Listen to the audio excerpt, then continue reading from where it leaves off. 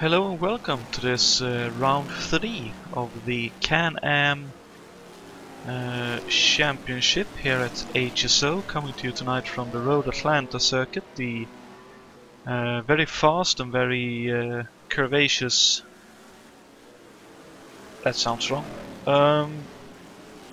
very hilly Road Atlanta circuit that it was back in the 70s, with a long back straight where there were a few accidents in the... can't actually remember now, but Chip Robinson was one of the drivers who had an incident in a Nissan. I would guess it was in the mid-80s-ish. With me tonight in the booth is Alberto Ibañez. Good evening, Alberto. Good evening, everybody. Pleased to be here again with you all.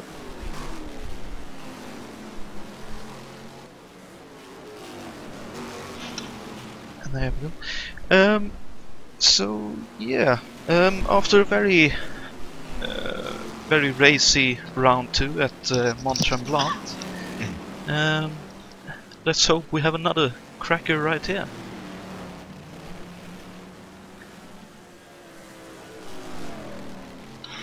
There are many questions open now because we want to see.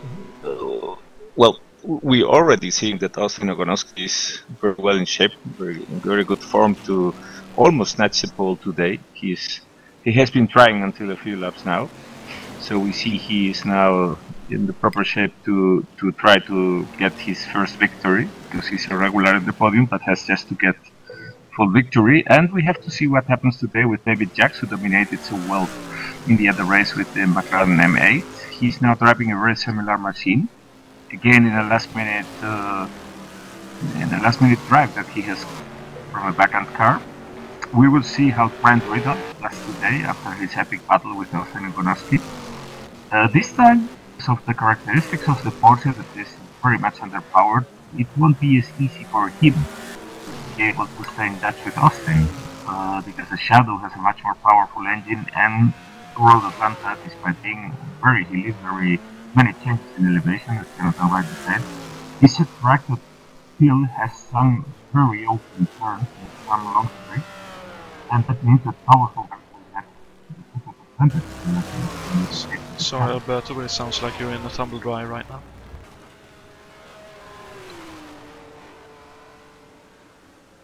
Oh, sorry. Yeah, it's still about the same.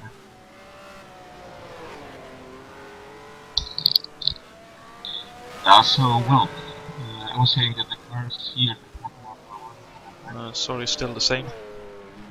Yeah, sorry? Still the same as in a tumble dry sort of thing. No. Now it was better. Well, it seems it comes and goes. I'll try to get it fixed and be back in a moment. Okay, okay.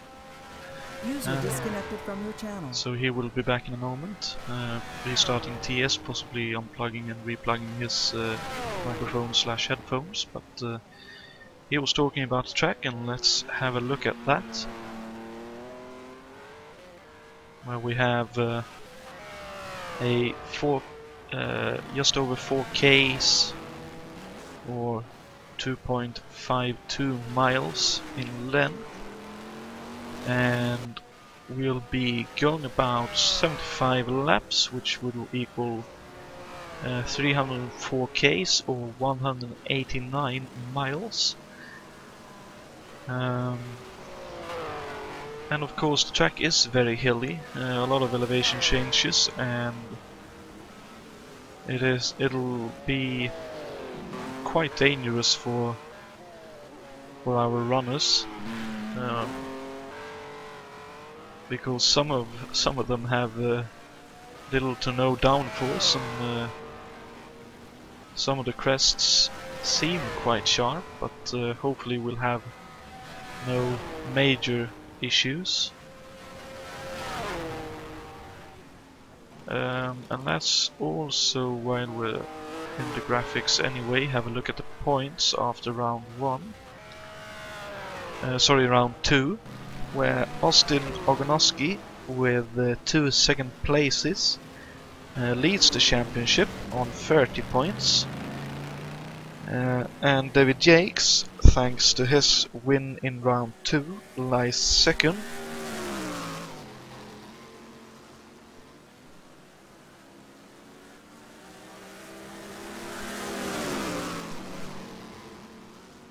Apologies, it seems like I'm having internet issues. User joined your channel.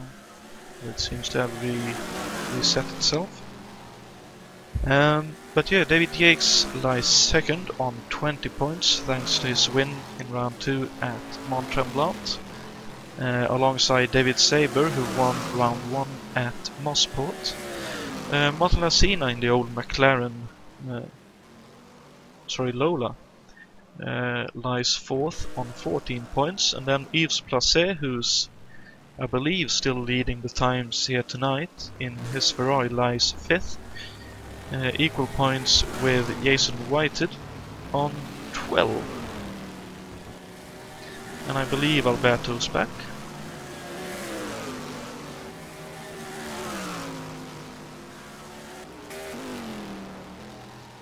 But if you're talking, I can't hear you at the moment. Not sure why. No, it's me. Ah, sorry, Jason White is back. My apologies. That's alright. Well, back in the booth with us. Good evening, Jason. Good evening.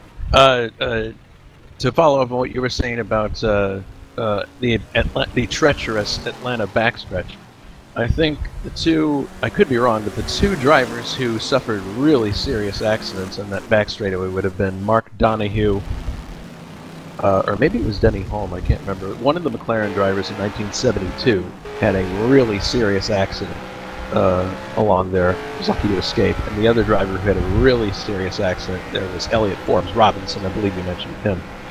Yeah, indeed. In the IMSA series. And that, if you've never seen that accident, that's a violent one. It just tears the whole cowling off the car.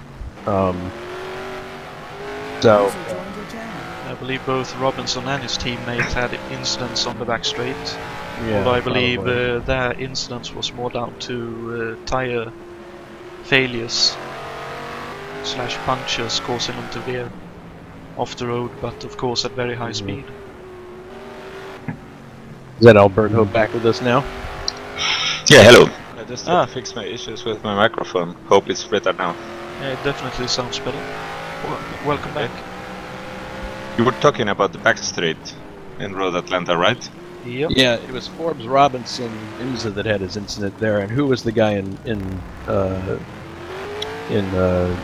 Can-Am that had the incident in '72? Was it Rebson or was it Holm? Can't remember. I can't say I know, so... It was one of them. Keyboard sound effect now. Googling now. You are Googling now. No, not Googling, but I'm trying to see because I think Jason Fitch has it in his signature. He said, no, that was in St. Jovit. What he was talking about Paul Hawkins, who took off in the Lola T70. But anyway, Road Atlanta is very much the same because I think this is a car, a track that has seen as many takes off as any regular airport. So there was also, I believe, it was 911 GP1 that took off in the 90s. I'm not sure about that. I don't know. Well, one thing we know for certain, the backstretch is very difficult. Because you come over that rise, and you're very tempted to take it flat or near flat, and if you don't enter it exactly right, you can send the car into an oversteer and you're in big trouble. Yeah, I found it indeed. A Porsche GT1 that had a big flip there at Road Atlanta. Oh boy. I'm sure that all those incidents have played some role in them putting that very definite chicane in the backside. Yannick Dalmas was the driver.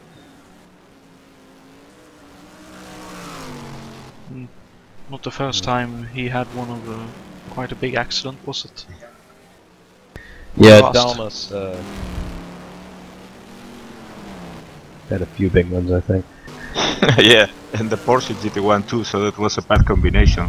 It was a tragedy waiting to happen, putting the both together, I think. Yeah. I don't know about you guys, but I have real trepidation about this race for a couple of reasons. One, I've been busy all week working on content for this year in the factory. I was struggling all day yesterday with getting things to be exactly right. Finally had some success this morning, but goddamn, I was ready to throw my computer out the window. It's not fun. Modding, I understand modding can be tedious at times when things do not work the way they're supposed to. So I haven't had a lot of practice, so I'm going to just try to survive and hopefully score points. But I'm watching the way people are driving, and we're going to have to tell them in the briefing, if you see a yellow flag and you're in one of these blind sections, please slow down, otherwise there will be a massive accident. Because you can't see what's on the other side. You can't. I nearly hit Jan Tit's head on. He was parked in the middle of the, like just over a blind crest. And it's like, you know, it doesn't matter how good of a driver you are. If you're unsighted by a crest and you come over the crest and there's a car in the middle of the road, you can't do anything. So... Indeed, and even less in these cars where you actually leave the road slightly when you go over at least the bigger crests. So... everybody, if they see that yellow and they're in one of those blind sections, they should do themselves and everybody else a favor and slow the heck down. Because hopefully we may avoid the kind of Mossport accident we saw there. Where we had 4 or 5 cars involved. That's right, the Bruno Chacon incident with, I believe it was Grant. Yeah, we want to avoid incidents like that, but if people come over the crest full blast when they see the yellow flag on, they're just inviting that, so they need to not do that. Indeed. I'd like to put forth that Bruno Chacon was not solely responsible for the accident. He had the initial accident, and everyone else behind didn't slow down enough. I would be the first to call that a racing accident. One might look at that incident and say, well, Bruno was on the racing line and should have been to the right. Well, I tried letting David by doing that once, and it put me in a really bad position at the turn. I was like all crossed up because I was entering the turn on the inside. So that's not, with these cars, that's not the best way to do that anyway. Sometimes you just have to stay where you are and hopefully someone will be able to get by. Yeah, I just wanted to put that forth because it sounded a little bit one-sided for a moment. No, I didn't. If it sounded one-sided, I didn't mean it to. So my apologies. I'm just making sure, just in case. You just intended to identify the incident. Indeed. Mm-hmm. That's all I intended to do. To extend a personal thank you to Alberto for helping me get this track ready, and on very short notice. We kind of worked as a team together and got this together. I'm going to try to get a authentic Watkins Glen ready for us. We've got some time until the next race, so I'm going to try to get it as close to the original look as possible. Well, that's very That's going to be a good investment for the future, because we sure are going to do many more races of the 70s in these tracks. Yes. Yes. Yeah, I wouldn't mind doing one of those American Muscle Car Championships again. Or at least giving it a fair go. Yep. So qualifying is over. We have now a starting grid, gentlemen. News Place as the one taking the pole position. That was an incredible job with the Ferrari, because it's also slightly underpowered when compared with other cars. Well, it's underpowered, but the handling of that car is absolutely immense. So I'm guessing he gains a lot of time in the first sector. Any time that he loses on the straight, I guarantee you he makes up in the S's, because that thing handles like a dream. So And of course he may have, I don't know how much opportunity he has to trim the car, but I think the team will have trimmed it as much as possible to make it. You really faster. can't. The wings are pretty much fixed in these cars. You can't. Well, you can add downforce by putting stabilizers on the front and adding a second wing, which is in the menu. You can't do it in the game. You have to back out, put that on, and then come back in. But I've found some people run with that, but I've found that it makes the front end a bit too plowy. It makes the front end want to turn in a bit too aggressively sometimes, and that can send the back end. It will depend pretty much on the track and on the driving style of the driver. Yeah. Some will like it, some won't, obviously. Yeah. But this is very much how these cars were in real life. I mean, with what you say with the wing, these wings were pretty primitive, and they couldn't rake them up as much because they would stall. They were not as efficient as the wings that we are used to seeing today. Alberto's going through a tunnel again. Okay, it isn't. No, or only me. Oh, it was only you? No, I don't think it was because I had him going into the tunnel as well. Oh boy. But yeah, it seems to be intermittent, that trouble, so no worries, Alberto. We'll work around it in the race.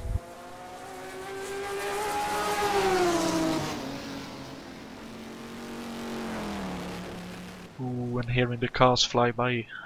What a wonderful sound. Yeah, nothing like Can-Am sound. Well, you can't really go wrong with a rotary engine though. One of the few cars to shake the commentary booth in the Le Mans Circuit de la Sat comms booth.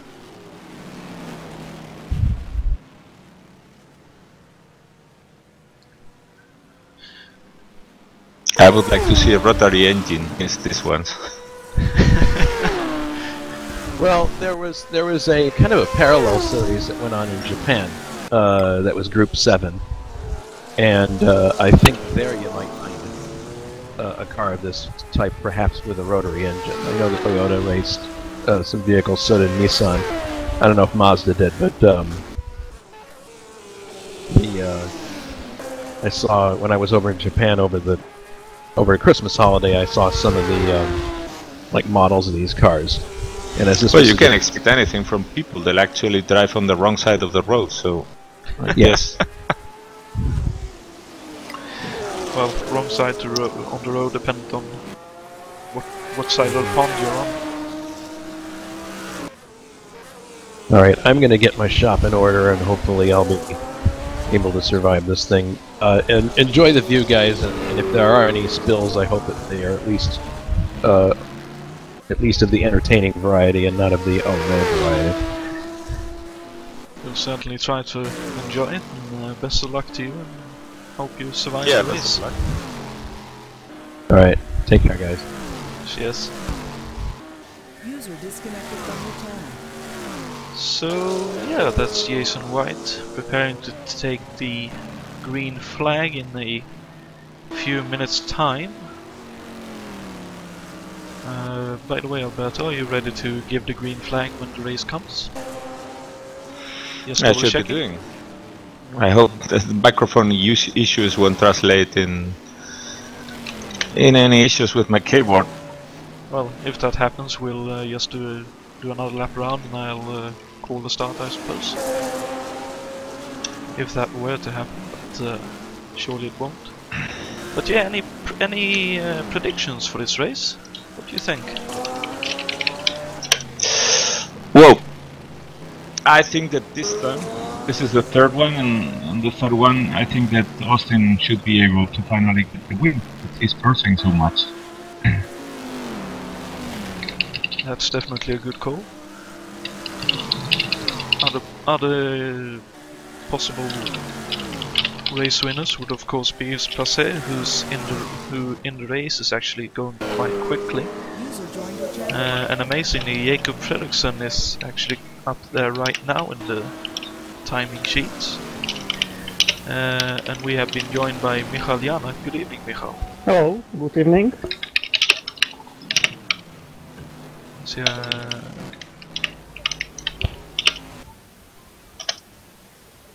Do you hear me? yep. Sorry, I was just looking through the list. I can't see you in the driving list. You're not racing tonight? I am not compatible with this car and this track. Ah, okay. I can feel the car, and the car is making something else in same situations.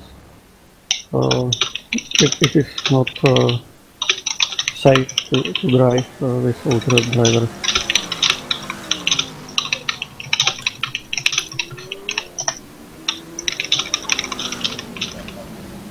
Okay.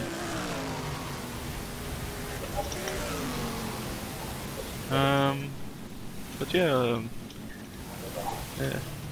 in your view, who do you think will do well here tonight? Austin is currently fastest in the warm-up, but Yves Placet showed some pace, and of course there's some other fast guys in the field. So again, who do you think will have a shot at the win here?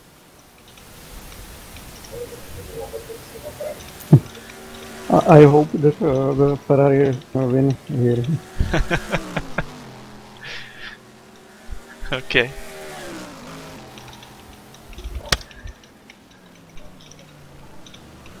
Well, feel free to stay here and give us a comment or two during the race if you want to, and I hope you enjoy watching the race, even though you're not in the race yourself.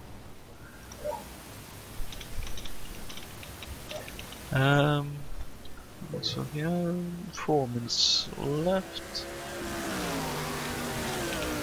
Alberto going through the last few specific information that the drivers need to know about.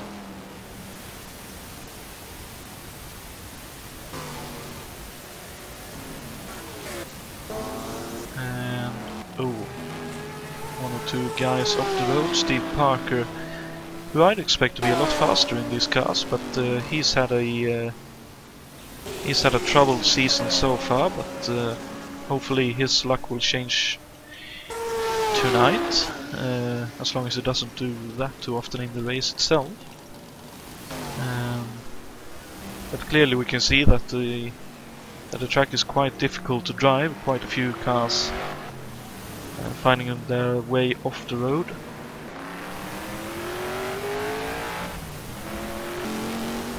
But sorry, go ahead.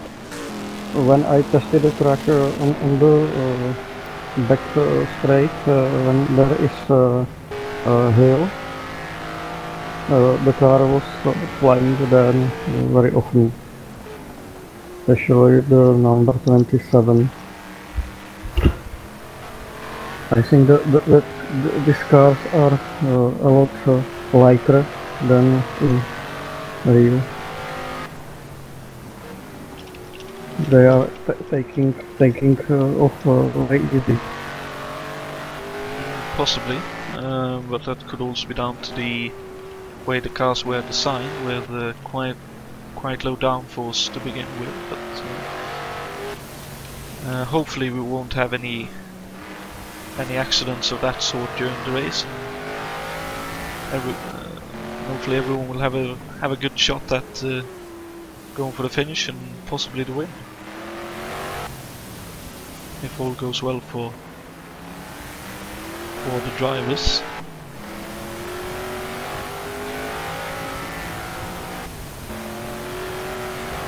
Let's see, we're riding along with I think it's Jo Miller.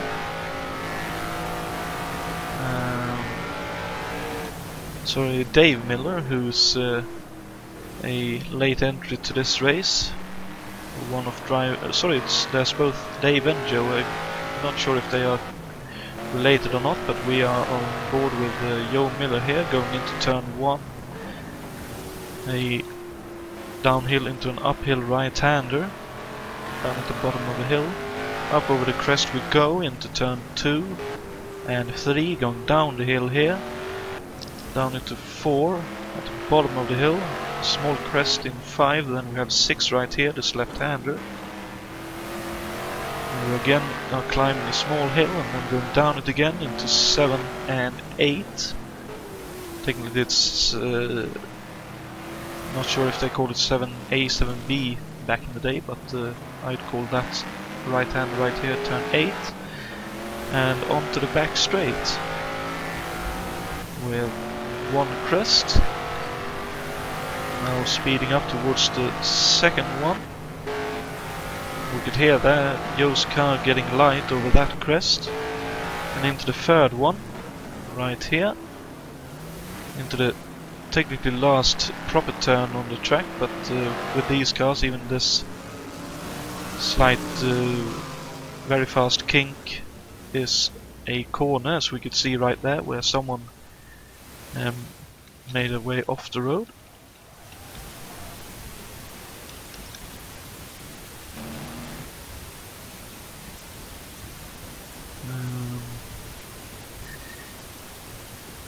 Let's have a quick look. I don't think there are any other. Well, technically there are. Joe Miller is a one-off drive, and Dave Miller is as well. Joe Miller's car is the number 81. And let's see if we can find Dave as well. There he is. He's driving the number 0 Porsche that Timo Vermeersch drove last time out. And Timo, of course, were with us on the booth in that race. Well, let's see, we're heading into the race.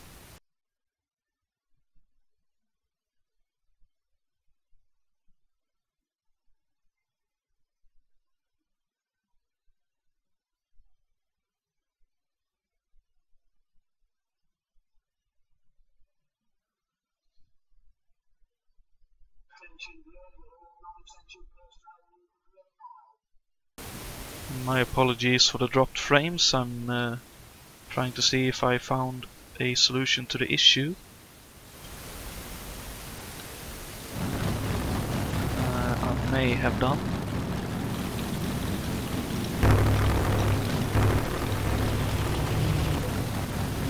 Possibly, maybe. But yeah, I'm about to go to the formation lap here. And Yves Placé, of course, took the pole position in his Ferrari, number 50. And second on the grid is Austin Ogonowski in his Sauber. Not Sauber, Shadow 101 car. Probably the fastest car on this grid. Around here, we'll see. Third on the grid will be David Saber, and fourth will be Gerard Rion.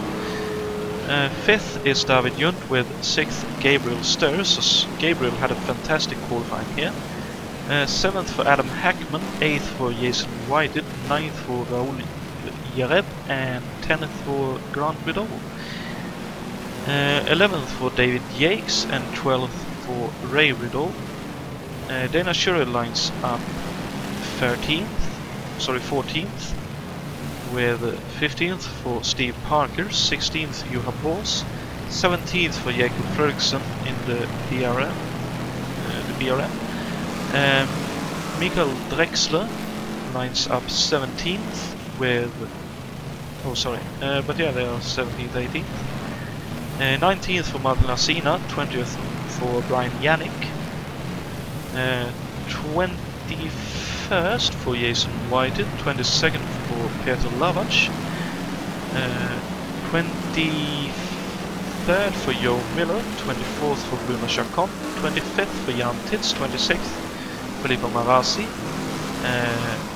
27th for Matthias Weber, 28th for Christian Dauge, 29th for Philippe Enrique, 30th for Dave Miller, 31st Pascal Kalide, 32nd Jason Fitch, and he was the last of our qualifiers. And now heading down the hill towards the start-finish line. And the race is underway and the green flag is out. Yves Placé is holding on to the lead, but looks like David Saber is up into second, with Orgonoski fourth. Let's see at the top of the hill here, before they head down into the dip in the track. Looks like everyone is more or less getting through okay. There is a spin in the back. That's Pascal Calide who has spun, but it's I think safely in the gravel. Hasn't hit anything. Oh, that's unfortunate for Pascal. Oh, he went over the crest a little bit too quickly. Philippe Enrique in front of him checked up by the looks of things, and he had nowhere to go. But he's back running, and that's good to see. Yves Placé at the moment is enjoying a massive lead going down the back straight, and Austin Organowski is looking for a way by David Saber here for second. Yes, he's just benefited a lot from the fight between Austin. Oh, we have a spinner in the back. I believe that is... Oh, I know! Ah, that's Scott Urick. Scott Urick. Oh, and that looks like Martin Lacina was the one who hit him. Not entirely sure, but let's have a look at this if we can. Let us spin his front radar now. I think he hasn't hit anything to it, but he has spun and lost many positions. Oh, number 88 was one of our one-off drivers, wasn't it? I believe. It was Steve Parker. Oh no! No, it's Steve Parker. Yeah. Well, Steve Parker was the one who hit Scott, so that's so unfortunate. I was hoping for both of them to have a good race. No, Martin Lacina is still in the race. Yeah, Martin Lacina I think hit Scott Urick as well, but may not have sustained. Oh, he just got hit by Felipe Enrique. Oh, and let's head back there then. Sorry for all the flipping back.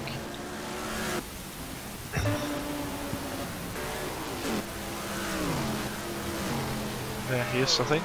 Yep, that's Martin.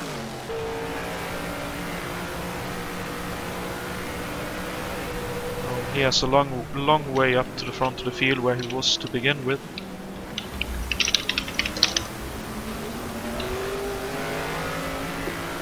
Which of course will be difficult for him to make up, but Martin's a good driver, so hopefully he'll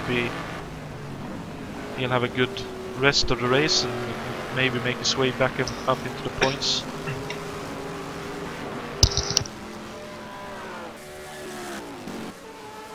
But Yves Placé yet again is enjoying a massive lead. Ahead of David Saber, who's still under a bit of attack from Austin, and behind them Gerard Rion is under attack from David Junter and Gabriel Steur. So Gabriel Steur, I believe he's in a new car. I believe he swapped after Mont Tremblant to a vacated, slightly newer McLaren, and clearly enjoying himself now, sitting in I believe 6th or 7th position at the moment. She's really performing brilliantly today. Oh, and David Saber just let Austin go, and may be that David Saber made a mistake. And Gerard was able to sneak by also. Oh yeah, David Saber just nudged the inside, went off the inside of the track and had a bit of a moment. Went wide and lost a couple of positions there. So we'll be able to see now what kind of pace does Austin have now that there is no car hampering him. Let's see if he can catch it and make things interesting here. We have another Because battle. if he catches it, I can tell you we will see another epic battle. Same as Alberto, because it's also, well, one of the fastest members we have here around. Indeed, Also the keenest in cars. indeed. And talking about Grant, he was just going side by side with Peter Lavach for 17th.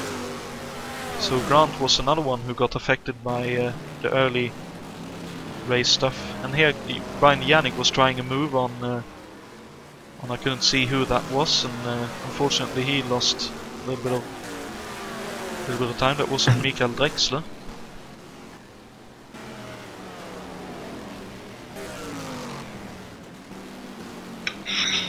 Another double trouble sort of thing. Here is Ray Raul Yerem and Jason Whited. I finally got my words out.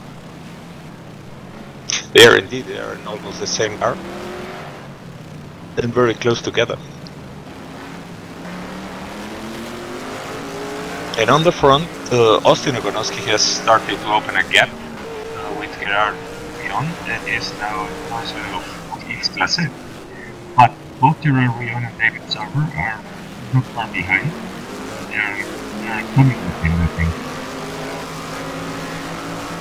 But it would seem like, at least in a straight line, the Works McLaren's again the faster car than the number 1 machine, but in the corners, of course, it'll be a little bit different.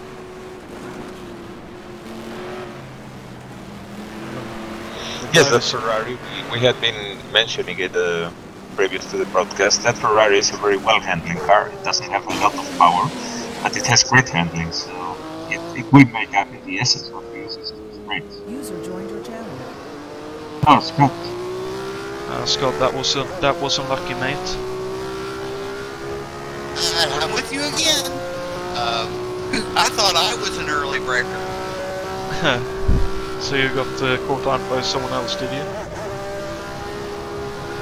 Well, actually, to tell you the truth, this is the first time I've gotten a clean lap at qualifying, so it looked extremely promising.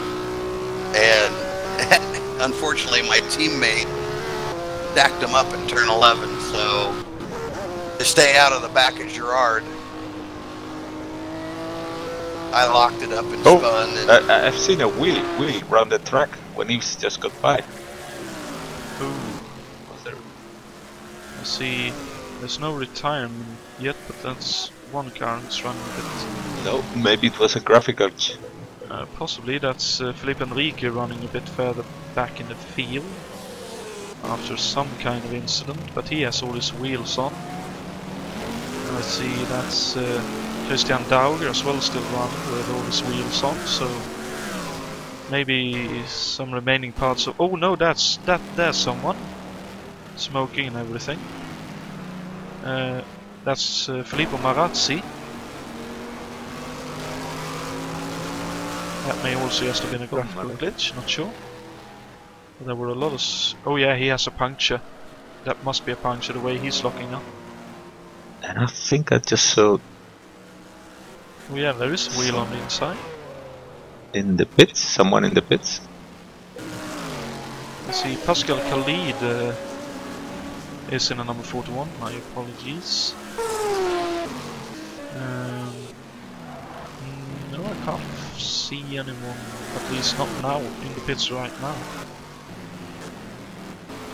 Not sure who's time well, anyway, that would be, but... Oh no! Felipe Enrique just got hit by Gerard Rion. Didn't quite catch that, but let's see if we can catch it on the replay. Looked like a bit of an unfortunate incident. I see Felipe Enrique moving out of the way. Oh, he had a moment down the bottom of the hill. he almost got David Saber. He tried too much to get out of the way. Indeed. And he lost control there when going over the gravel. Less unfortunate, but it is what can happen at times. Unfortunately. And I'm...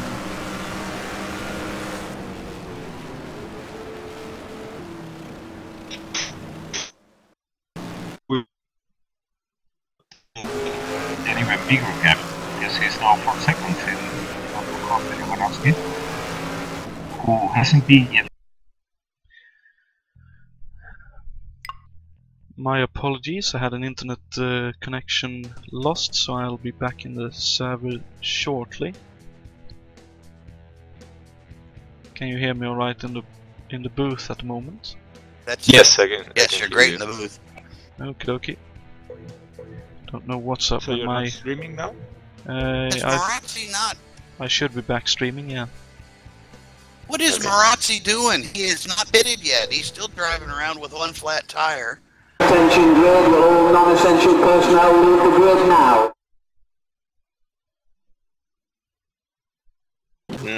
Is that the flat, or is it that he's... Oh. Whatever it is, he cannot turn to the left. I think it's a flat right front. Now he spun it right in front of Grant. Ooh!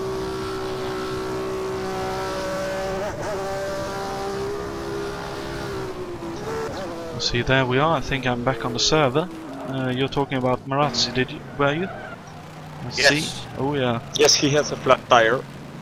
And I just asked him his race direction to go to the pit, because he can't go on driving like that. Ah, that's very true. That is a bit dangerous to everyone else. And Brian Yannick moving out of the way of the far... Well, Yannick might have some kind of issue as well. He was letting a car for position by. Poor Gerard, it looks like he's tangled with somebody else. The initial incident, he dropped 8th, now he's down to 16th. That or the car is badly damaged. Well, Yannick's car definitely seems damaged. He's going... Oh yeah, he's crabbing. So Filippo's in the pits now, fortunately.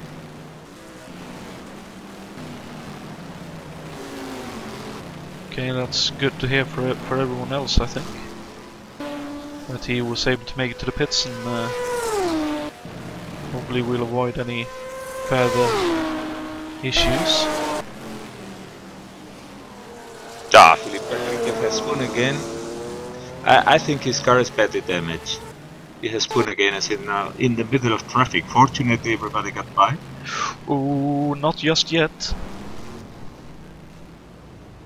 Oh, he has been wise to go to the gravel to change direction again. Yep. Because doing it in the middle of the track would have been much more dangerous. He should be getting very good at that.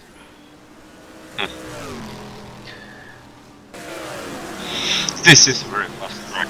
It's very dangerous, and we already said it in the briefing.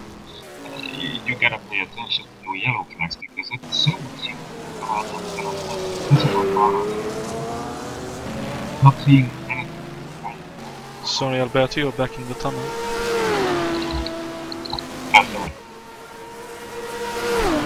It's too easy, but I can feel. Unfortunately, it's the same. Still.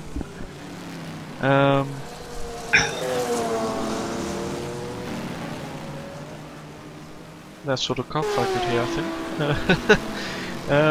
But the battle for second seems to be on. And we have some car parts on the start-finish straight. David Sabre is putting the pressure on Austin Oganowski, who just went wide coming out to turn 1. The situation for David is that he would have his best chance of passing in the straight, but unless he can get a good run out of the last corner before the big straight, he can't make anything against Austin's car because it's too powerful. Ooh, that was aggressive on Alganowski's part. Yeah. But the lap car, he succeeded. I think he knew he had to throw a car between he and David in order to survive the long straightaway. Yeah, exactly. That's the point. But I was commenting. He needs to do something so that David can follow him in the straight, because otherwise he has some chances of being overtaken.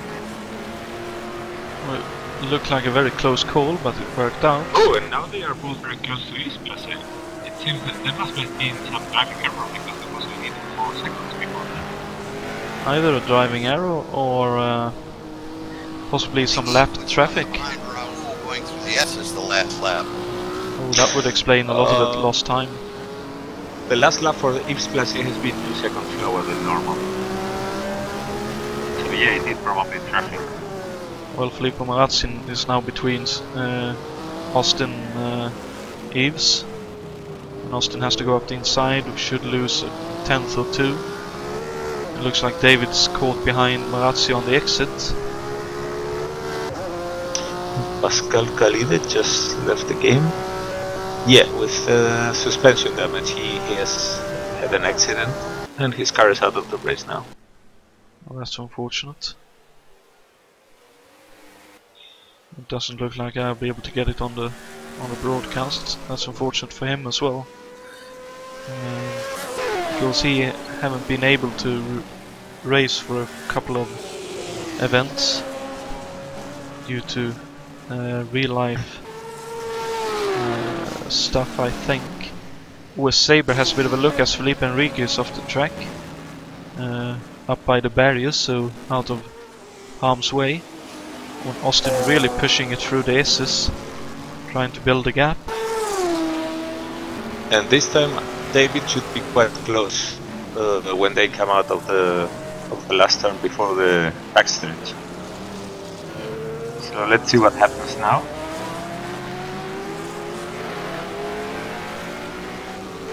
Oh, Austin was able to keep a slight lead. It will be now, because as we see, David isn't able to come closer. There's not too much distance for slipstreaming in this case. I've just been looking at David's telemetry, and he is shifting very early. After San Jovi, when the engine expired on him, I'm sure he's being very careful with that in this race. Yeah, I'm looking at this tachometer, and it shows... Oh, here he goes. Oh, he had a run. Nice pass. Probably because he managed to do it where Austin was least expecting it. Indeed, he got very close there. Yeah. He used So the I would grunt. say that David's tachometer is the red needle that indicates the maximum that the car has reached, that the engine has reached, is in 7.5, which means that David is stretching the engine. Well, I'd guess he feels that like there's no real need for that at the moment. Still early days. And of course his car should still be quick enough to at least give the others a run for their money down the straight, even if he is a bit nicer on the engine. Anyway, battle is not over, because Austin Ogonowski is for sure not going to give up just because David has him. He will wait for his chance, and there he is trying to stick close to him. And in this instance you can see how the shadow is probably a bit quicker than the McLaren. Austin and I would be willing to guess, given the deficit in his engine size and power, his car is probably extremely trimmed out for minimal drag, i.e. downforce, that he's still giving it a game effort and he's staying on it. So, to tell you the truth, the McLaren, as fast as Eves was in qualifying, I was amazed to find in qualifying that my first sector time through the S's was actually faster than his. Wow. No, that's interesting. Ooh, and David getting held up behind, I believe that's Jan Titz in the light blue car. Now he goes up the inside into one. Austin follows him through, tries at least. Yeah, he gets through as well. Oh, there's a car behind the barrier. Oh, behind the barrier? He has jump track. Behind the barrier, yes. Matthias Weber is out of the track behind the barrier.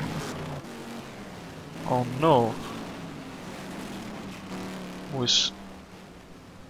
And now he will be in need of doing some kind of Duke Boys stunt to come back to the track, because I think that the barrier encircles the whole track. Well, he may be able to get back on, back up at the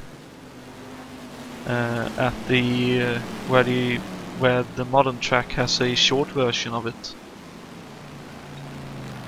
Possibly. Well, this is really a very peculiar and funny sight, because he's doing there some tracking with the car.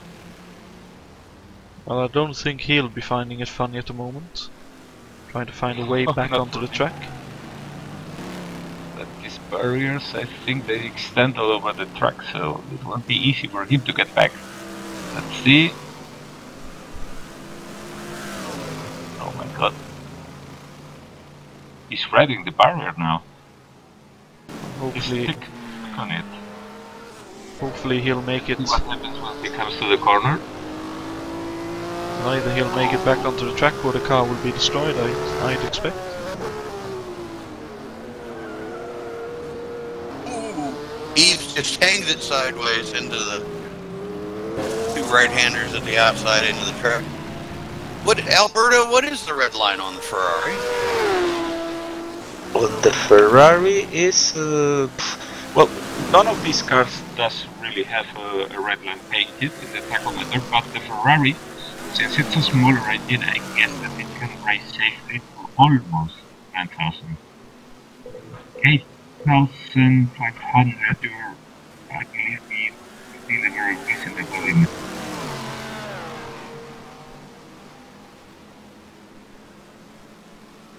I was just noticing Eves is actually revving the Ferrari 1,000 RPM higher than the Chevys. Oh, so Weber was finally forced to quit with suspension damage after his outright excursion.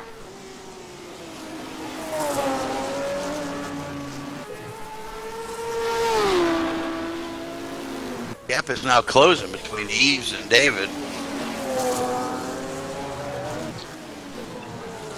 David's last lap was 1.08, very low, and in the case of Eves, it was slightly slower, like 200ths of a second slower.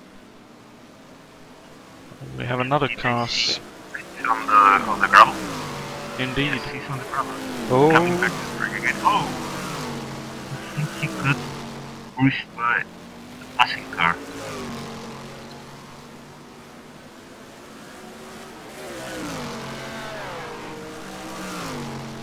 That looked a little bit scary.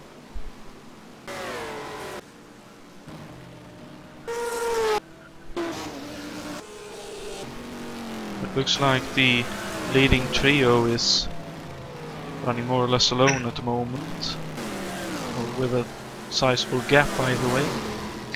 But yeah, Drio and I believe that Juha is in a fight at the moment, going by number 34 Filippo Marazzi. And Gerard's car is badly bent. I can see that in the side. Not sure if that's affecting the suspension or not, but it certainly has body damage. Holding Grant off right now. Yes, Gerard's going to have a bit of trouble getting around Juha, I believe. As cheerful as Juha is, he's hard to pass. And the one who is now on fire is David Jacks, who is gaining some positions and going very quickly through the traffic. He's now fighting for 5th position with Gabriel Stern. And I don't think that Gabriel will be able to go because the quick David is improved. Well, we'll know in a couple of laps' time, I suppose. At least for the time being, Gabriel is holding on to his position. As David is running a little bit wide in some of these corners, losing a bit of time. It would seem like he's trimmed his car quite a bit as well. If he can, that is. Yes, he can. I did hear for a fact that I know he was running 3-wing, but if you notice on the nose of his car, he has not put the high downforce nose on it. Of course, that would explain the understeer while behind another car in the S system. Yes.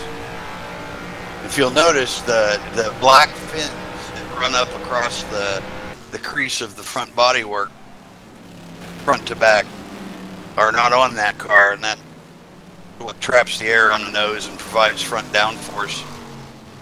So he obviously thought there was a little more speed to be had by leaving that off. Well, I'd assume he's a lot faster on his own without that front downforce, but while behind someone we could clearly see that he was suffering from a bit of understeer. But after him winning the previous round at Mont Tremblant, I won't put anything against him doing well here either way. Yes, I wouldn't put anything past him. Well, so far Gabriel's there is being able to fend him off, which is quite interesting. I think David, we all know, is a very good driver. He's a very good car, so that speaks volumes for Gabriel's there in this case. Indeed, he proved last round running the very old Lola, wasn't it? I believe. Up into, I believe he finished 7th in the end. Or maybe even 6th, but a top 10 finish in that car around any track is a very good drive indeed, and he's proving it again right here. He's actually putting some pressure on David Young, who is also a very good driver, and that in a car that is again superior to the one that Gabriel Starr is driving. So I must say I'm pleasantly surprised by this, because Gabriel didn't shine as much in the Lola. Urick was over that car, but I think that he's a very qualified driver, and that's great to see. People such a thing coming to the league. Well, I do know for a fact that David Jung has said he haven't had that much practice in the car. But it's still interesting. Well, oh, and here he goes. Maybe early for it, because he just lost his position. Even with wheel spin coming off turn 8. Oh, and we have a blown engine for Felipe Enrique by the looks of things. Which is probably a merciful end. Possibly. I mean, he was doing his best, and unfortunately it's an early end to his race.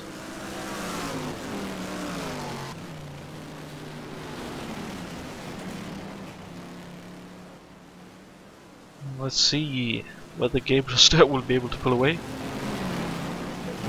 Ooh, careful, David.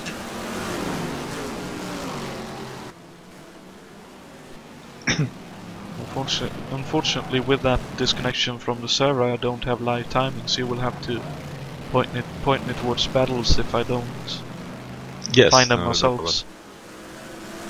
And it looks like Gabriel is pulling away a little bit on this lap. Yeah, certainly going very quick. And meanwhile, of course, David Jacks, who seemed to be catching Gabriel Starr, is actually right now catching David Young. Indeed. Which will likely provide again an interesting battle. Quite so. Back in 10th and 11th, Ray Riddall in the Lola is fielding a challenge by Jacob Fredrickson in the BRM.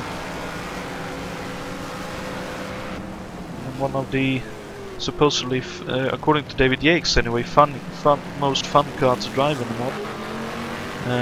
But according to him, quite a bit slower than the others. Yeah, he's not that far behind either. So this could be another three-way fight. In this race, be it the track or whatever, but the drivers are much closer to each other than we saw previously. Dana Schurer, for example, just overtook Juhabos and is now gunning for Gerard Rion, who is fighting with this damaged car. And of course, Dana is running the Auto Coast car, the TI-22 model of that car. I believe quite small team, because I hadn't heard of them before I saw the car in the mod. It was a very peculiar car because there was lots of tagging on it, and that's exactly the reason it was called like that. TI-22, I think that it has something to do with the chemical symbol of the titanium. And the car had a massive amount of parts, very light metal. It was indeed a quite decent car.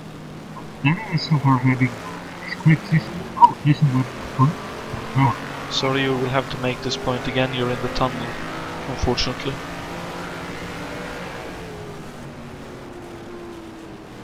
Well, Dana is having a very decent session with this car, but we know she's actually a very good driver. Indeed. Indeed she is. You don't win a championship at HSO by being a bad driver, for sure. You need to have you need to be able to drive at to some decent level to be able to do that. Oh, excuse me. Seems that Austin was able to recover second position from David Talbert at some point. Oh. Well. Oh. Pressed the. There we go. Yeah, maybe another. Not either another mistake by David or possibly some kind of lapping, using the traffic to make up the position. Well, his last lap set very quick, so hardly any mistake. Then maybe just a lapping. And there they go by Dave Miller, who's had, by the looks of things, a quiet race, but with it being his first race in the series, you can't really blame him for taking it a bit easy. Oh, and here comes David Saber going up the inside into turn 1, looking for the move. Austin tries to hold on around outside. David looks like he has to run off the turn 1 now, and yep, he makes up the position yet again in the same place he took the position earlier on.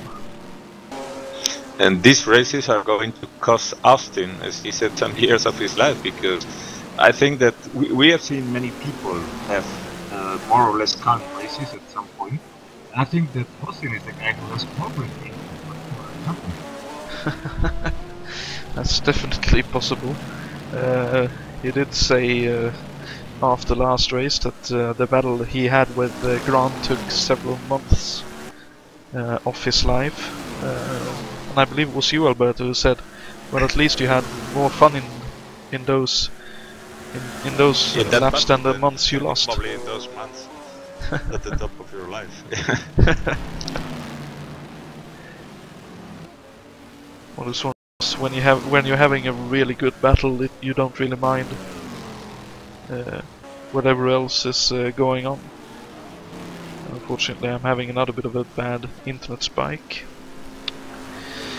Well, if the season continues like this...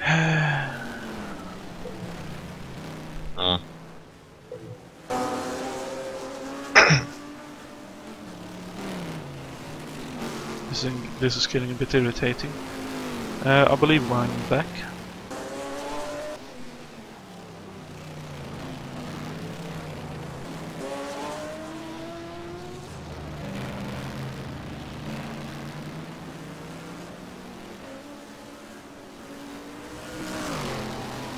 So David Jackson is now in 4th position. So where is Gabriel? What happened to Gabriel's third? Oh, he's in the pits with damage. Oh no! Oh, and David Junt is out as well. The suspension damage. Not damage, but he's pitting, probably for repairs, but he doesn't count as retired yet.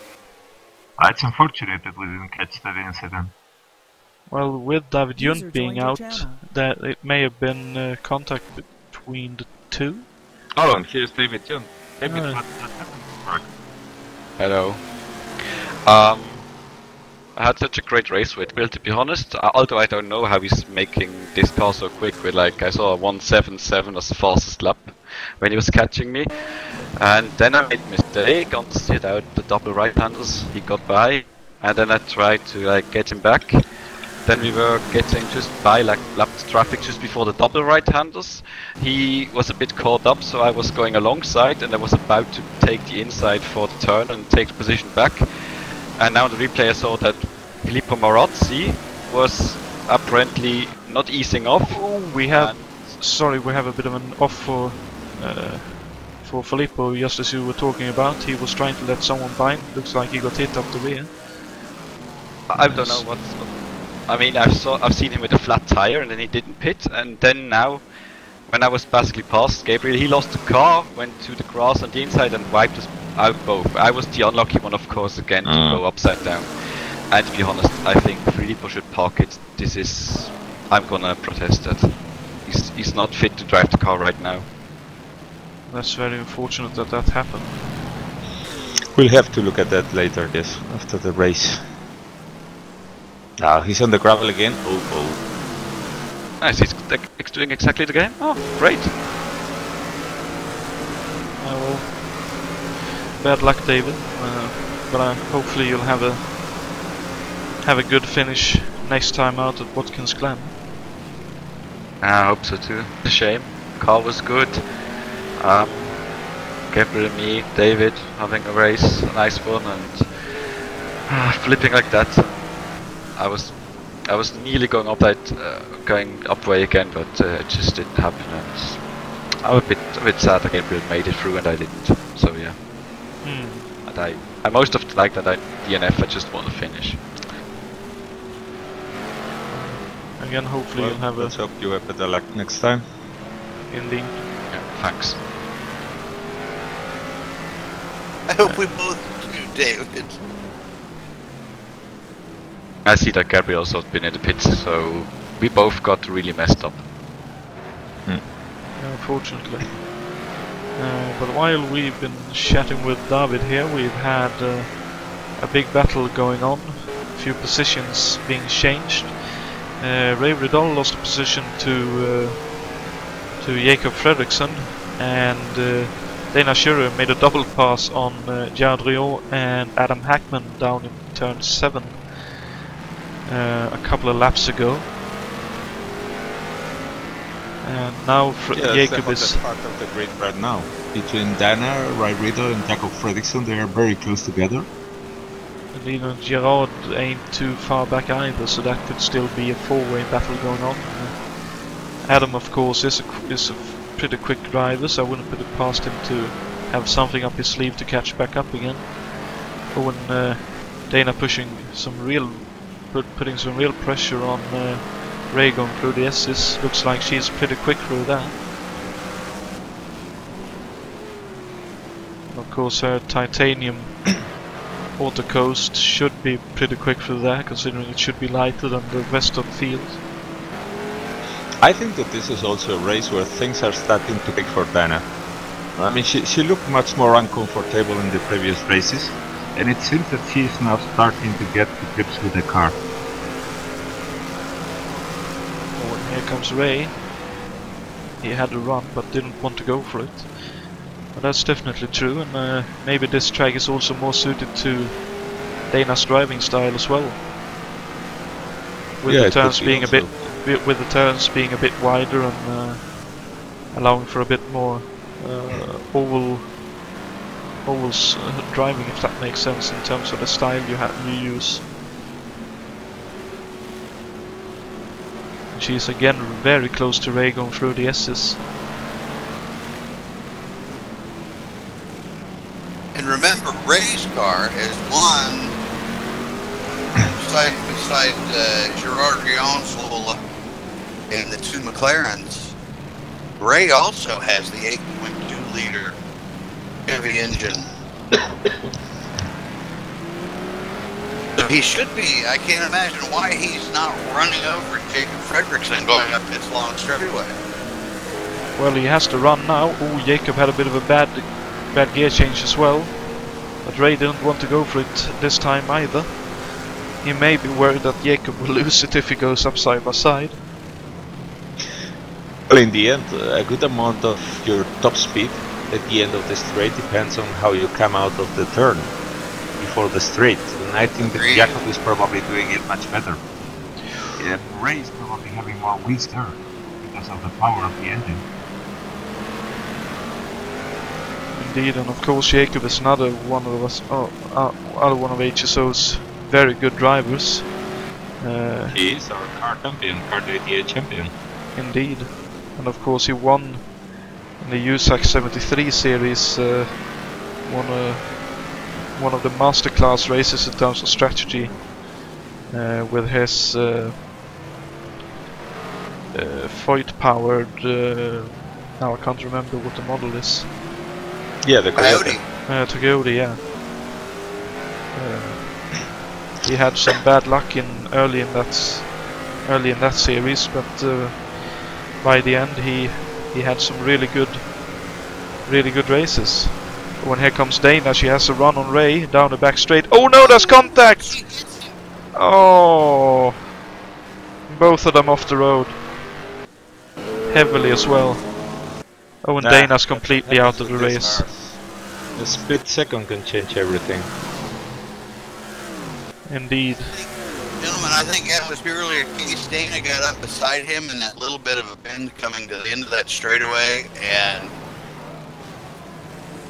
it obviously must have taken some air off her car. It looks like it just stepped out a little bit and pointed her right into Ray. And I believe that's all. Yeah. So racing the pit now. We will see if his car is repairable or not. And I believe that's also, well, they're definitely trying to repair it. But that's also, I believe, right where you begin braking. Yes, that's true. So you were talking about Gabriel, yeah? Yeah, he's back on. It seems he was able to repair the car. That's good to see. He's 4 laps down, 23rd position, but he's still in front of Brian Janik, Filippo Morazzi, and Jason Pitch, who is right now the last classic. David Saber in second is now right on top of Yves Placé. Oh dear, that must be some lappings then. Oh, and I should mention that we are also almost out of race, because it's 76 laps and we have done 38. Ooh. It's been quite an eventful race. It has indeed, as Dave Miller has a bit of an off-track excursion, but I think Dave was getting out of the way. Indeed. For the leaders to go through. Very possible. I know Dave is a very friendly fella on track and always wanting to try and help his fellow competitors. Raced against him in the BTCC series, I believe now about 4 or 5 years ago. And he was always very nice on track. He's also putting a lot of pressure now on Raul Jereb, who is doing a very discreet but fine race in 6th position right now. Oh, and whited on 2 wheels. He's definitely trying. And these two has been nose to tail the whole race, I think. Those are 2 team cars. Well, I would imagine they were probably very equally prepared. Definitely possible. We had 2 very interesting battles on track between Yves Placé and David Saber, and also between Raul Jereb and Jason Whited. Indeed, Whited had a run but didn't want to go for it up the inside in the second to last turn. And in between those battles, well, the quality drivers have been able to bring themselves to 4th and 5th position. That's David Jackson, Grant Brittle. So you see, in the end, they tend to climb to the positions that they deserve. Indeed, and in these cars, just staying on track is a very plausible strategy for climbing up the field, because they are so difficult to drive.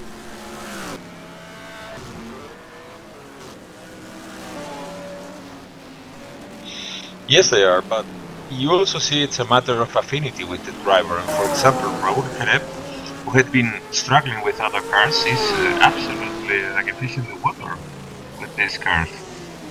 You can see if he's enjoying it and he's really willing to control with them.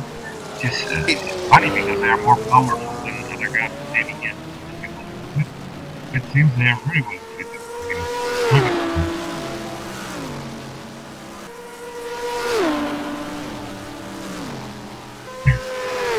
Once again, nice job to Dave Miller. Once again, he gets well off the line and lets these guys go through and race. Yeah, it's definitely a nice drive in that way, and I know I want to believe that I tried to help him a little bit with setups. I believe he was running the same. Oh, side by side up the hill and. Oh wow! Around outside. Nice pass. To finish that point, I believe he was running the Ford Escort in the 88 BTCC series. And a good mate of mine, Dave Simmons, was running the Escort as well, so I helped Dave with the setups, and I hope I also sent the setups to Dave Miller the times he was on the server at the same time. Though of course I could be wrong. As Grant Riddle is in the pits.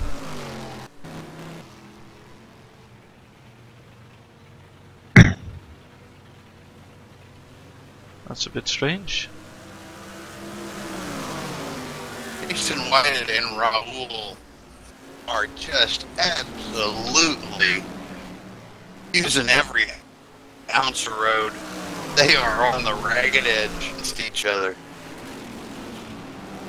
Well, I think they are probably enjoying themselves battling one another. Immensely. Ooh. All crossed up for Raul there, but he was able to hold on. But it definitely seems like Jason is just a tad bit quicker than Raul is, but Jason seems to be doing mistakes here and there. When Peter Lavach seems to be quite quick as well in the corners.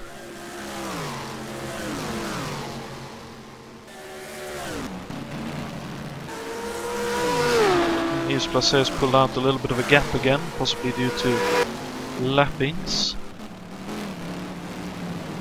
Yes, I saw some laps earlier that Bitsaber was having some difficulties there with some lapped cars. But it's likely only a matter of time until he's back on Yves Placez's tail.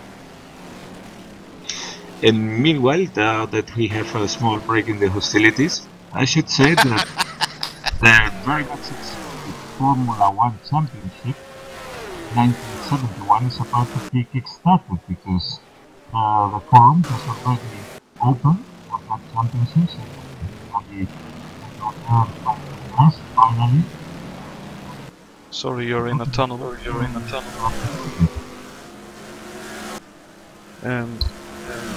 But to reiterate what Alberto was saying there, the 1971 F1 Championship threads and mod will be released after this race, after a lot of hard work by the factory team to get it ready and worthy of us running it.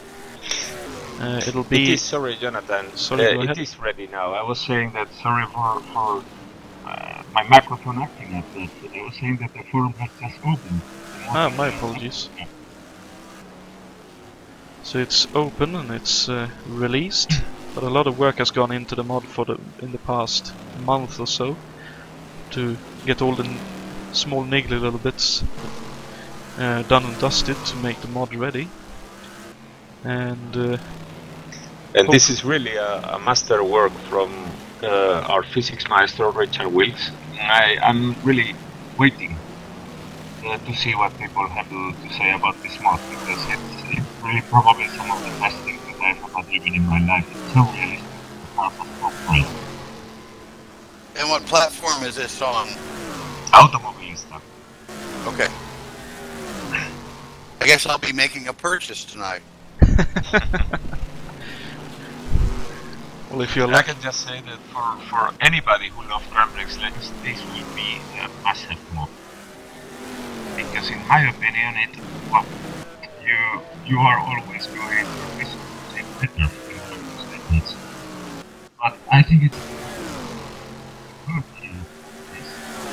Sorry, you're in a tunnel again. Oh, sorry. Oh, now you're back, more or less. Yeah, sorry, it comes because I was saying it's hard to say.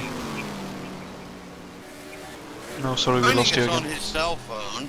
It's Grand Prix Legends. That's its own flavor. But I can tell you it's very much the same style of driving and absolutely great at the limit. We will be happy broadcasting those races. Jonatan will not be here, but Jason White will be with me in the broadcast group. Indeed. With that. Well, hopefully I'll be out on the racetrack for the F1 series, enjoying myself. Hopefully, knowing how some of my F1 series has gone, I may not enjoy myself, but we'll see.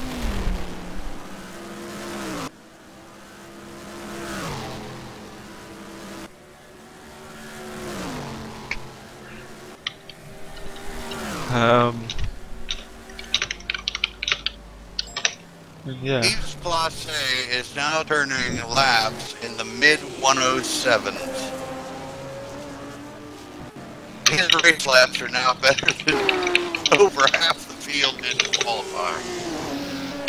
Wow. That's very impressive. And they are just unworldly consistent.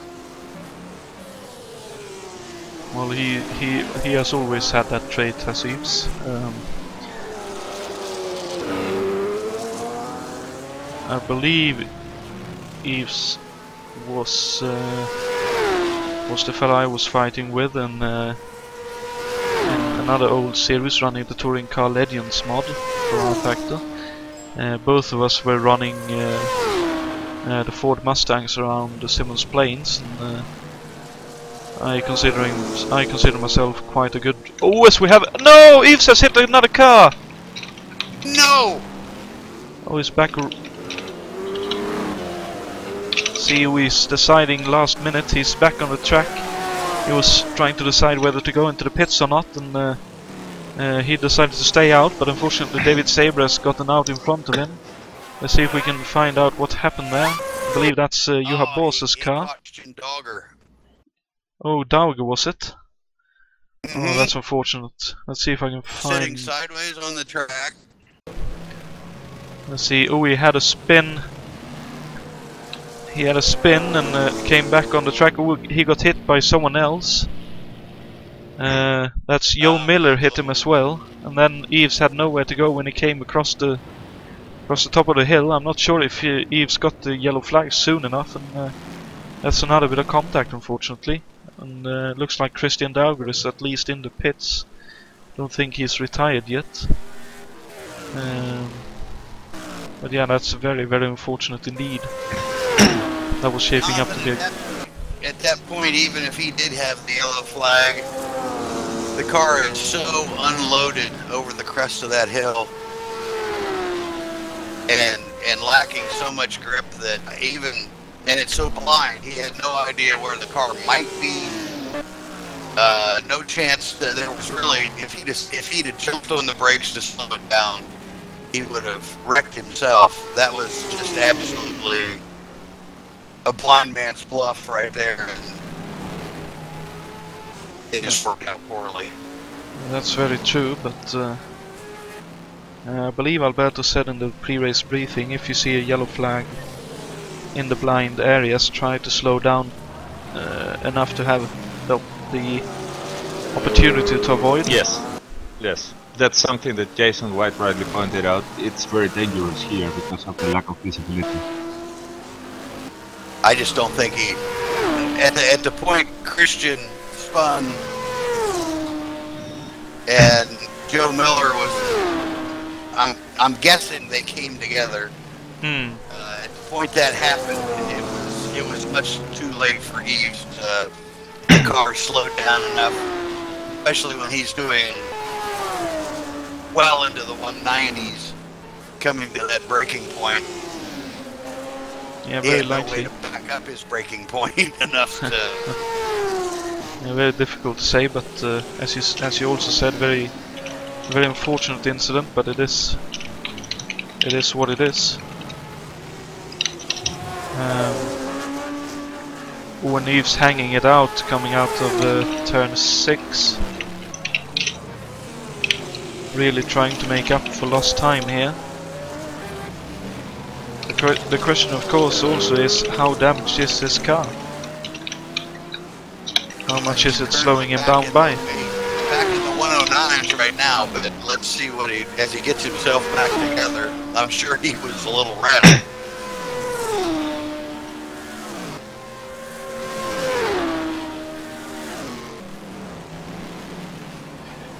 So I just had a slight laugh looking at the TeamSpeak chatter going on in the background between David and Alberto. Just the kind of fun stuff we get up to when there's a bit less action on the track. What? Me? Someone else no, I'm a really serious person. Have a joke.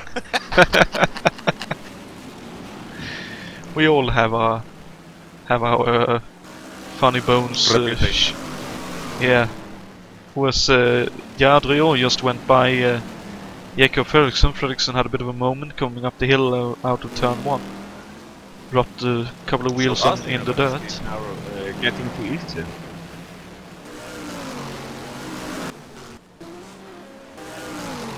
Oh, he is indeed, so... Yeah, that he will not be fighting for the first position, he would like to. Well, either Eve's car is quite damaged, or Austin has found some pace as well. Maybe he smelled some blood. Reserve something for the end of the races. We have already seen that before. Indeed. And of course... So when he smells the blood on the water, he can always take something that was hiding up his sleeve and start going quicker. Very true, and he is looking at the moment very consistent compared to Eves, who is hanging the car out a little bit more. Eves is about a second off of his east at this point, and I just noticed on the last lap he is about 10 miles an hour slower at the end of the long backstretch, so he is...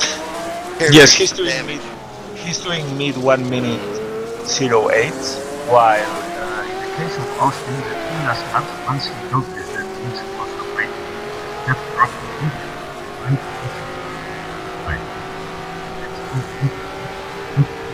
So sorry, we're not getting the last bits of that due to the tunnel syndrome again. I was saying that... Ooh! Sorry to cut you off again. Austin got it up very close and personal to one of the white cars. Couldn't quite see who that was, couldn't see the number.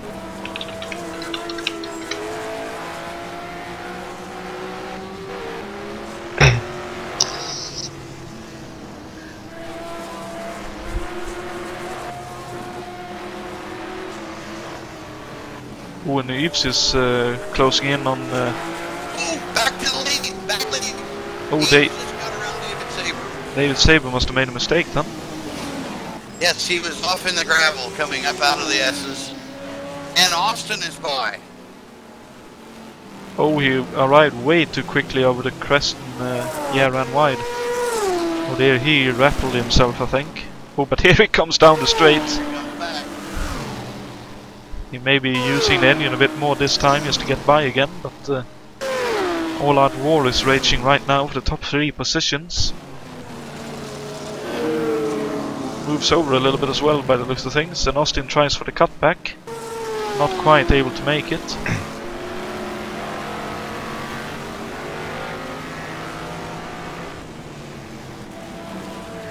When a bit of a hold up behind one of the left cars. Not quite sure who that was, but that's Michael Drexler. It was indeed. Also, he's yes, of course, it was Weber who was off on the wrong side of the safety barriers. Oh, and a lot of lap traffic in the double right-hander. Ooh. Oh no! Dave Miller just got spun. And trapped David Saber in there. Well, I believe David Saber may have been one. Well, there were a big shake-up because the 2 guys in front right here let Eves by, and then Dave lost it beforehand, and I thought there were a bit of contact made to make it Yeah, spin, seems but that Raul had a moment there. Dave tried to avoid it and spun, and then David Summer hit him. oh dear. Fortunately, it seems not a lot of damage for any of them. Doesn't look like a lot of damage. If there were time to use the term, I think now would be the time to use the term red mist. Possible. Very possible indeed for everyone involved. Oh, Adam Hackman has blown its engine. Oh. That's unfortunate. He was It's a sitting pity because Saber was being very careful there when approaching the traffic. Everybody was actually very careful. It was just plain bad luck. Indeed. Well, it's one of those things, unfortunately. But I believe we have a bit of a calm time in the race, so let's bring up the trivia question before the end of the race, so we don't get completely bushwhacked by Jason White for not using the trivia question. Of course, he puts some work into these, I think, to make them as good as possible. So the question for this race is: which driver won the most Road Atlanta Can-Am races between the years 1970 and 1974? Was it A. Peter Revson, B. Jackie Oliver, or C. George Follmer?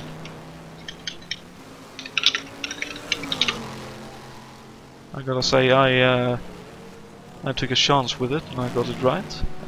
Any thoughts, or do you want to take some time to think about that one before you try to answer? Well, the first one I had thought was not in that list, so. When you said that, when you first started the question, I was thinking about like a problem. No, I think I did on it. No. Well, going to take a dive again, Alberto. Don't drink and dive. Well, I think I'm going for Fulmer. I haven't enough attention, but I think maybe Fulmer will put in some wins. Okay. Close with refs to me, but maybe I'm going with Fulmer. Fulmer? Don't drink and guess. Is it between 70 and 74? Between 70 and 74, yeah? I'm going to say Refson. Okay. Some differing answers then, and we'll see towards the end of the race who may or may not have been right. But it looks like most of the field are pretty spread out here. Unfortunately for us, but I think most of the drivers will be quite happy that there are some kind of space for them to drive at, although of course David Saber will be quite frustrated with that turn of events. Well, if his car isn't damaged, he still has a shot at it. It's only 7 seconds behind the lead. And we've already seen how things can very quickly turn. Yes. But he is now running in the 108. Let me see what. Eves has found his way. The last lap, he's back in the 107s. Wow. Well, he must have rattled himself with the mistakes, with the incident, and then the couple of mistakes he made. But if he's back in the 7s, then he definitely has found his points, his driving points again. But let's actually take a lap and ride on board and just listen to this marvelous Ferrari engine do its work.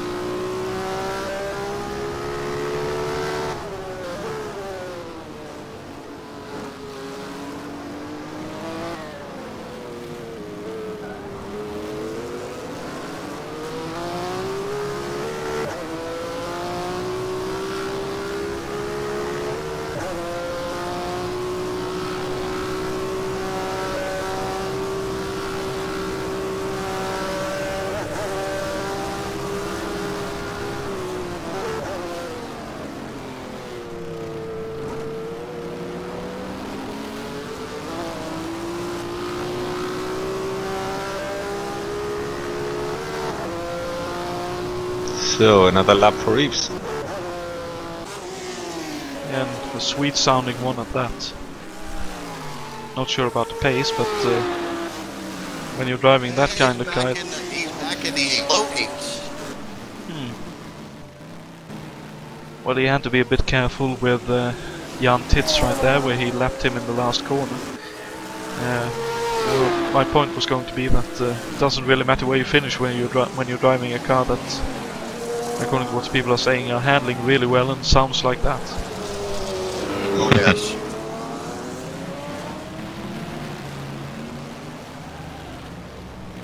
Austin Oganowski, on the other hand, he's been turning more 107s than Eves has, but he's also a lot less consistent. He'll turn 107s and then he'll crack a 108 that's mid-range, so he's given up. I think that's because of traffic, because otherwise he's a very regular guy. And of course it's dependent on where you catch the traffic here, it can be very, very difficult to get by. Yes, because overtaking in these blind sections is very difficult. And especially if the GT car, the lap car doesn't quite help you out. Always, we have one of those points right here. But again, that's no fault of Marazzi right there. He held his line, and it's up to Austin to find a way safely by when lapping. Of course, always we have a spinner in the background. I believe that may have been Jan Tits indeed. But it's up to the lapping car to make its way by safely, and the lap car is asked to keep its line and possibly make it easier if there's room and possibilities to do so.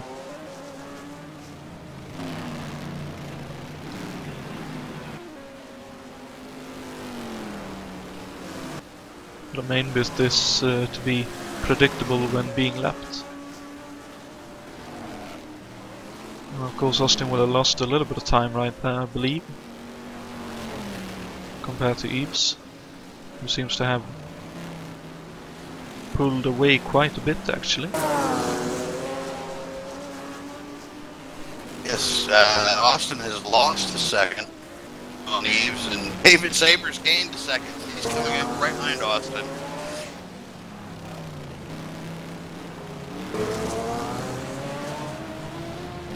Historically, the shadows were always built to take advantage of lower drag. Cars were narrower, lower. Yeah, that's the logic behind the very small front wheels. Yes. To have a low front.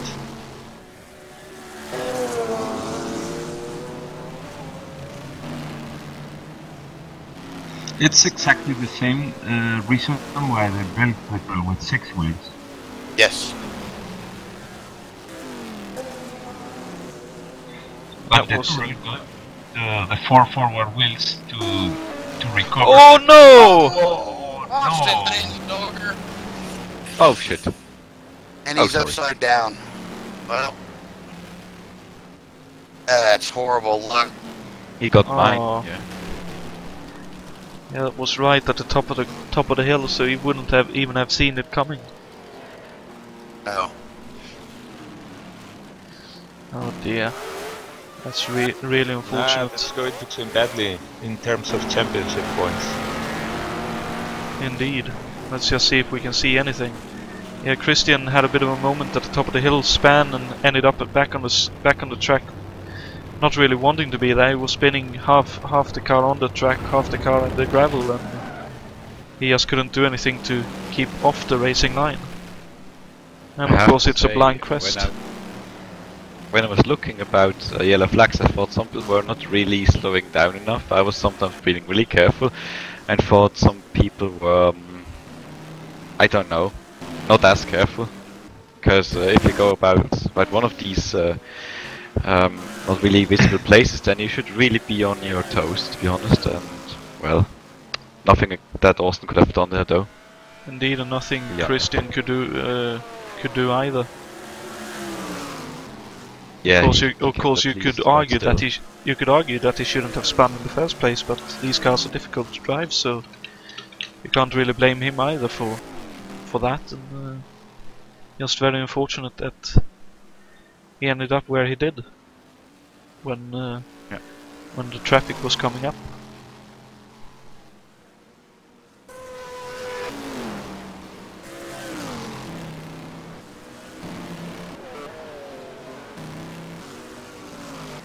Looks like Austin has finally retired from the race.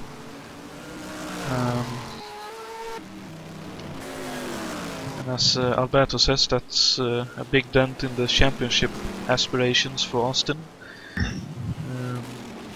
But with the point structure, even if he doesn't score here, if he wins 2, he'll be right back in the hunt, because he was leading, so he has 10 points advantage to begin with. And of course, that's true.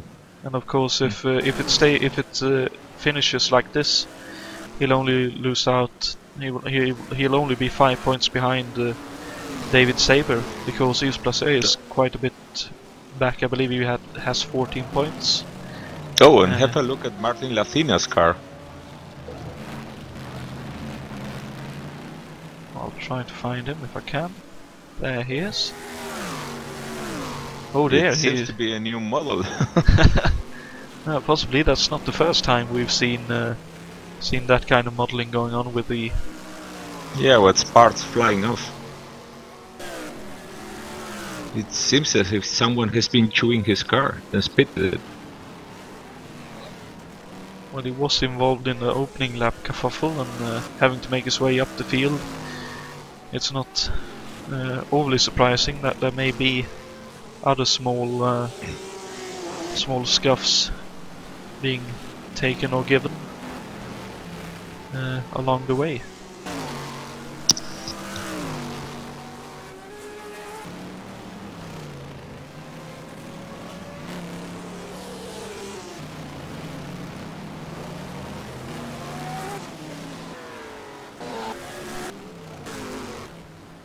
And let's see, unfortunately the field is very stretched out now, in general. Just having a look through and... well, we have one fairly close duel here at the moment between Bruno Chacon and Brian Yannick, though. For 19th, 18th and 19th positions.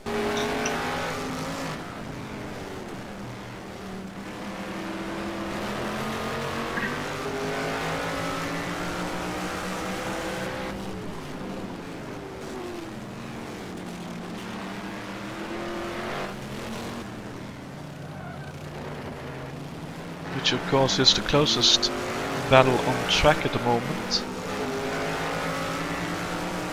It would seem like Brian is a bit quicker in the S's, but as I say that, he gets a bit of a draft down the back straight and is able to more or less keep up with Bruno there. But Brian, of course, doesn't really have any front end downforce, so he would be struggling in the S's especially. But he has a good run into turn 1, tries to get a power on, a little bit of a wiggle.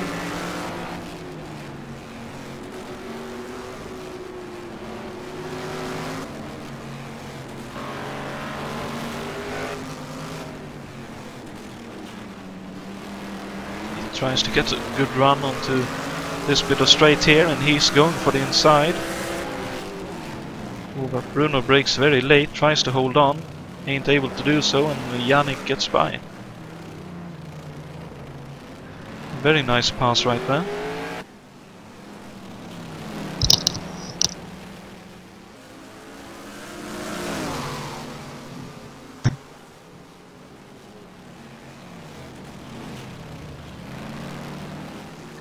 And of course also good job by Bruno to not close the door and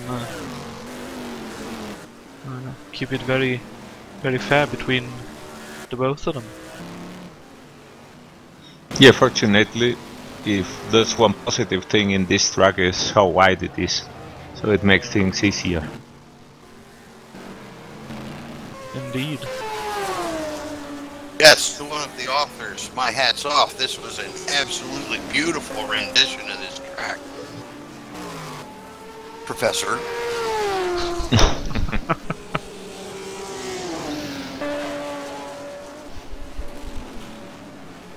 Well, this track was made long ago for Grand Prix Legends. We just updated it a bit. Not as much as we would have wanted, but anyway, it looks decent enough. At least Very from the driving beautifully point of done. view. Very beautifully done. You should have seen it before update. I did. I'd rather not.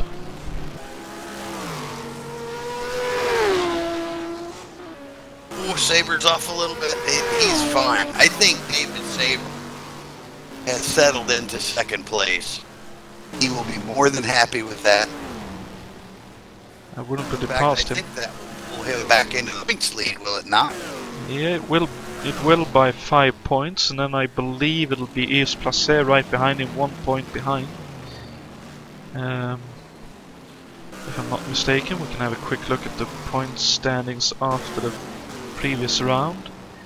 Yet again, so Austin leads the championship on 30 points before this round. Of course, he'll stick to 30 points. David Yates and David Saber equals second on 20 points, so David would take the lead in the championship. And I believe David may pass Austin as well, if only by a point or two. Martin Hassin on 14, and Yves Placé is on 12 points, and if he wins he'll be 2 points out of Austin, so Austin would drop to third, maybe fourth.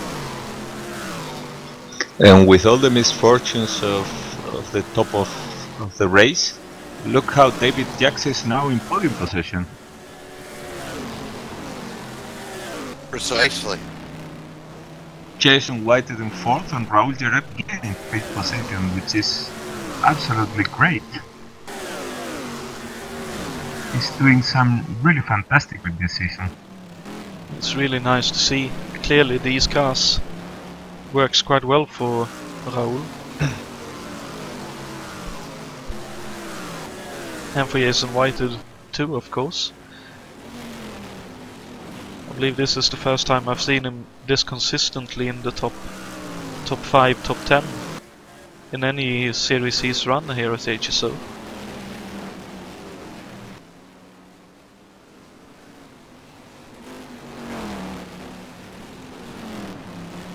I suppose the same could be said for Raul, really. He's done quite a few series over the last few years, and he has had the odd good race in all the series, but I believe this is again the first series I've seen him this consistently up in the top of the field. And then we have Grant in 5th, doing a good job in that underpowered Porsche around here, keeping himself out of trouble as well as he can, and probably scoring some pretty good points for the championship.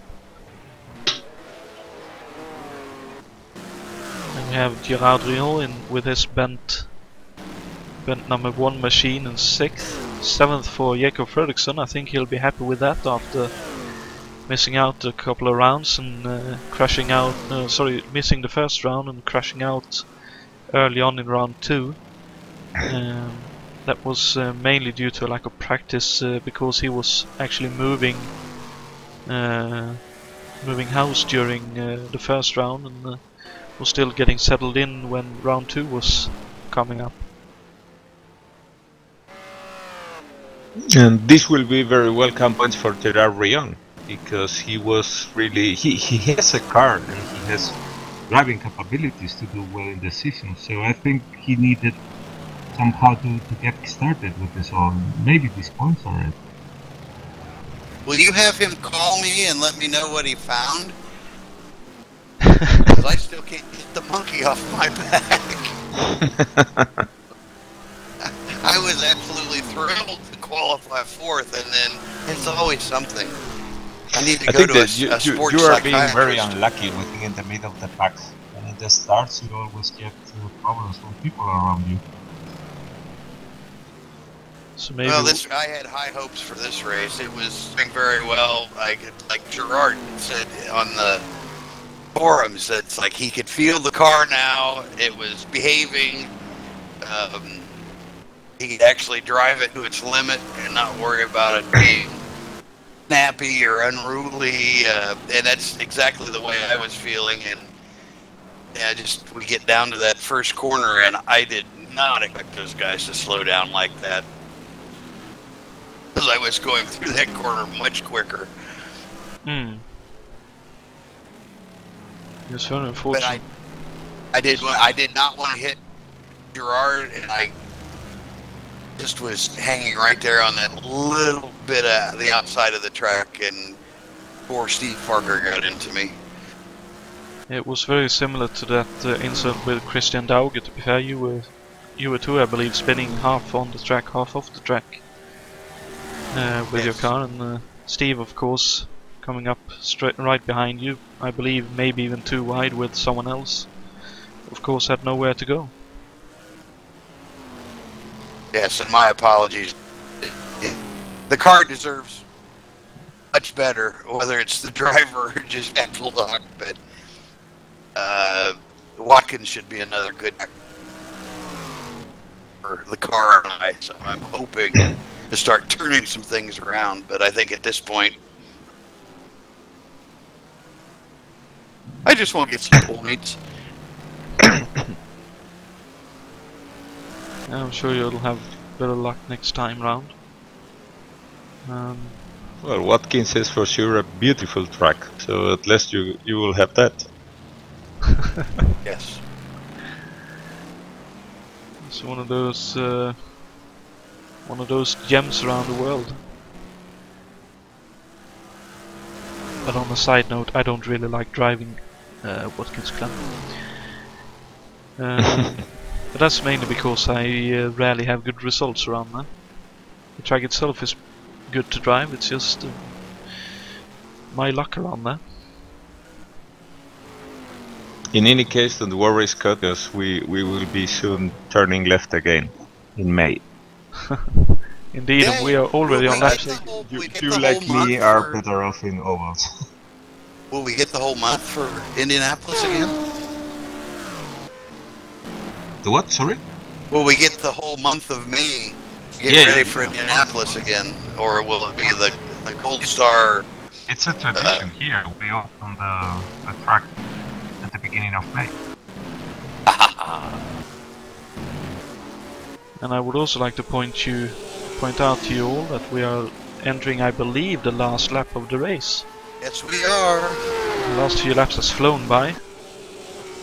It's been a very quick race this time. This is a very quick track. Indeed, and Eves, despite a couple of scares and incidents, have about half a lap to go here to score his first win in the series and putting himself well up in contention for the whole championship. As long as he can just survive. He will be able to say that he has been having to sweat it with all those incidents. Very much so, but I think he'll be very, very happy if he brings it across the line. With all that going on, I believe that's Jakob Fredriksson up in front, so... no, it's not, that's a winged car. David Saber's now within 3 seconds, but he has certainly kept Eves honest. Yep, and I believe that is the finish of the race. It is indeed. That's it. Fantastic drive from Eves. And he floors it, very happy with that. David Sabers finishes second. David Yates is still heading towards the last couple of corners to finish off his race in third. Another very good one-off drive from him. Going down into the last turn now, around the sweeping right-hander there. and goes across the line to finish third. And fourth will be Jason Whitehead, fifth for Raoul Yereb, sixth for Grant Rideau, seventh for Gerard Rio crossing the line now, eighth for Jakob Fröksen, ninth for Johan Bos, and rounding out the top 10 was Martin Lasina. Again, a great drive from him with such a crippled car. Indeed, scoring, I believe, a point, finishing 10th, but I could be wrong.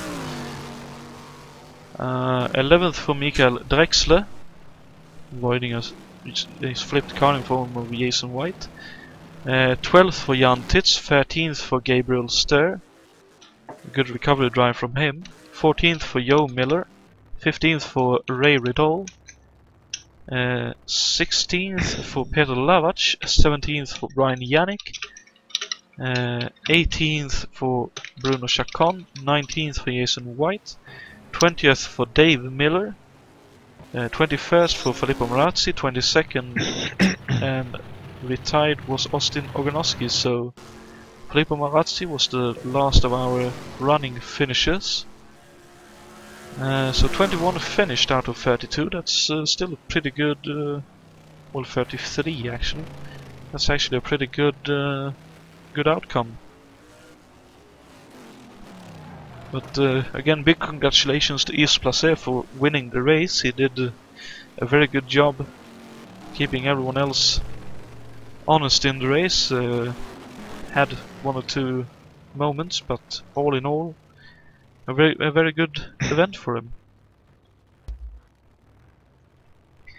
And now that the race is over, because I forgot about it yet again, let's get back to the trivia question before we may or may not have a couple of interviews and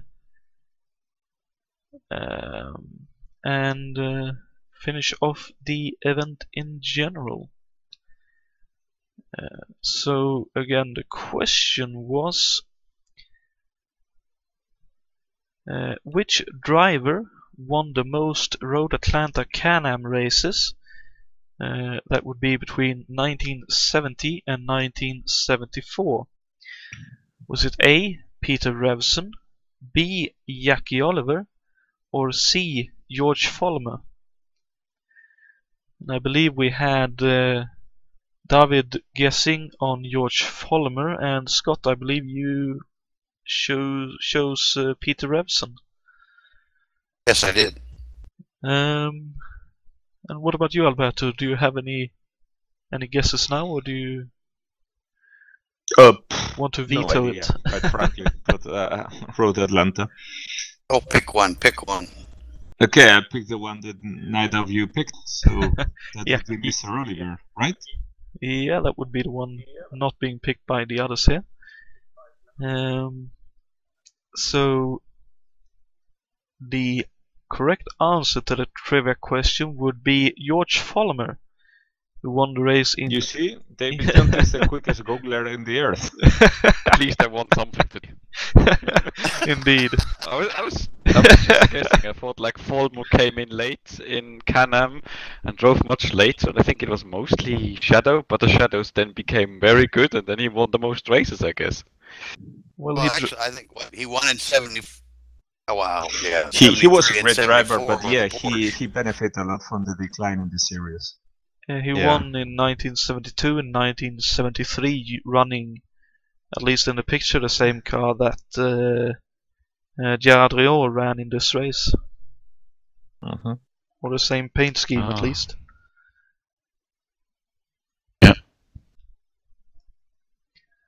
Did he not substitute for Donahue in the Porsche 917-30? Yes, yeah, that was him, I think. That could be it, right? Yeah. I don't know if he won the race here, but that would have been my guess too. But Yeah, I'm not sure either, to be perfectly honest. I was only guessing because I thought Revson had won it once in a Lola, and then with this particular year, 71, he won Baron. Okay. So that was it from Road Atlanta.